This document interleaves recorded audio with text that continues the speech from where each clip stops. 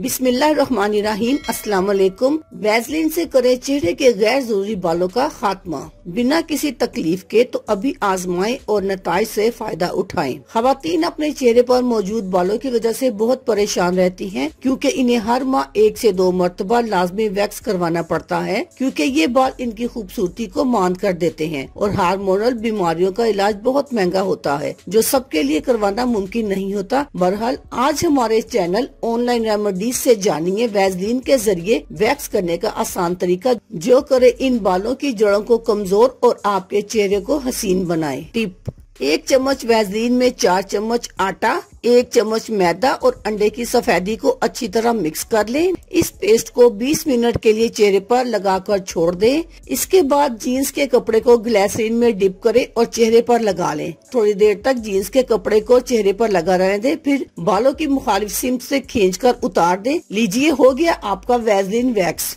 इसके फायदे: इस टिप से आपके बालों की जड़ें न सिर्फ कमजोर होंगी, बल्कि इसके साथ निकलने वाले बाल भी जल्दी नहीं आएंगे। आपकी जिल्द पर किसी किस्म का कोई निशान नहीं पड़ेगा और न ही कोई दाग धब्बा रहेगा। जिल्द पर मौजूद डेड स्किन सेल्स भी खत्म हो जाएंगे और चेहरा रोशन हो जाएगा। अल्लाह हाफिज। शुक्रिया।